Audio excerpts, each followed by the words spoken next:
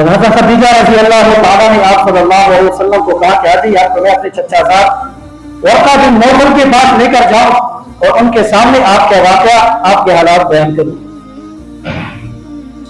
تو اس وحی کی ابتدا سے پہلے بھی حضرت خدیجہ رضی اللہ تعالیٰ عنہ آپ صلی اللہ علیہ وسلم کے انوارات و برکات کو جب دیکھتی یا کوئی واقعات کو دیکھتے سنتے تو وہ ورقہ بن نوفل کے پاس تشریف لے کر جاتی. چچا زاد بھائی کا ورقہ بن نوفل وہ حضرت اسماعیل علیہ السلام حضرت عیسیٰ علیہ السلام کے سچی دین پر تھا.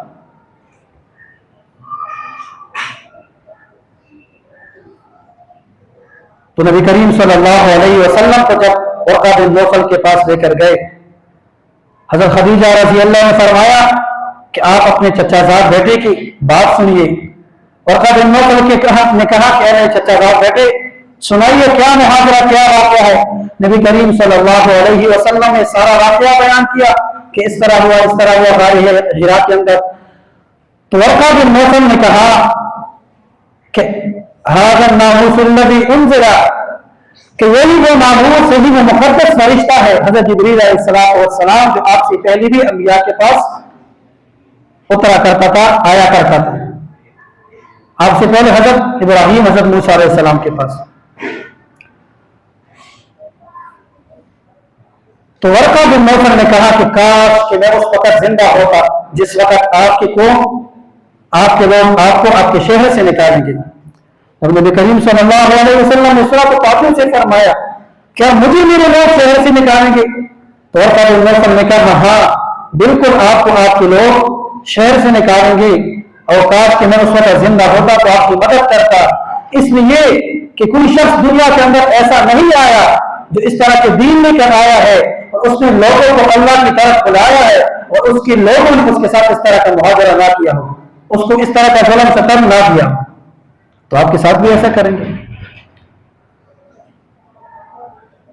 تو اس حدیث شریف میں نبی کریم صلی اللہ علیہ وسلم کی وحی کی ابتدا نبوت کے آغاز کا تذکرہ ہے کہ کس طریقے سے نبی کریم صلی اللہ علیہ وسلم کے اوپر وحی کی ابتدا ہوئی, نبوت کا آغاز کیسا ہوا. تو پہلی بات اس میں یہ بتائی کہ آپ صلی اللہ علیہ وسلم کو سچے خواب دکھائے جاتے تھے. اصل میں کیا تھا, اللہ کی طرف سے ایک الہام ہوتا تھا. آپ صلی اللہ علیہ وسلم کو نبوت کی منصب کے لیے تیار کرنا تھا. آپ صلی اللہ علیہ وسلم کے اوپر جو پوری امت کے بوجھ کو لانا تھا وہ کیا تھا, اس کے لیے تیار کرنا تھا. تو اس کے لیے کچھ مراحل ہوتے مشکل کہ انسان مشکلات طے کرتا ہے پھر جا کے آسانی کو حاصل کرتا ہے. تو نبی کریم صلی اللہ علیہ وسلم کو پہلی بات یہ بتائی کہ سچے خواب دکھائے جاتے. جب صبح کو آپ صلی اللہ علیہ وسلم جاگتے تو جو کچھ آپ نے خواب میں دیکھا ہوتا من و عن صبح کی روشنی کی طرح وہی ہوتا.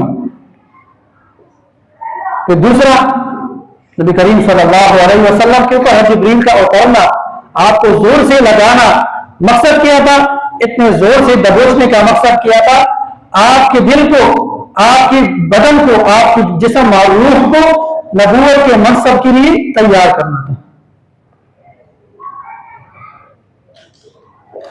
تو یہ نبی کریم صلی اللہ علیہ وسلم کی وحی کی ابتدا کی حدیث ہے. یہ کس نے روایت کی؟ حضرت عائشہ خدیجہ رضی اللہ تعالی عنہ نے. اس وقت جس وقت یہ وحی کا وقت ہے اس وقت حضرت عائشہ رضی اللہ تعالی عنہ دنیا کے اندر موجود ہی نہیں تھی. لیکن الصحابہ کلهم عدول, صحابہ سارے کے سارے عادل ہیں. لازمی بات ہے کہ جب حضرت عائشہ خدیجہ رضی اللہ تعالی عنہ نے بیان کیا تو یا تو آپ صلی اللہ علیہ وسلم سے سنا ہوگا, حضرت عمر رضی اللہ تعالی عنہ سے, یا کسی بھی اپنے بزرگوار صحابہ میں سے کسی سے سنا ہوگا.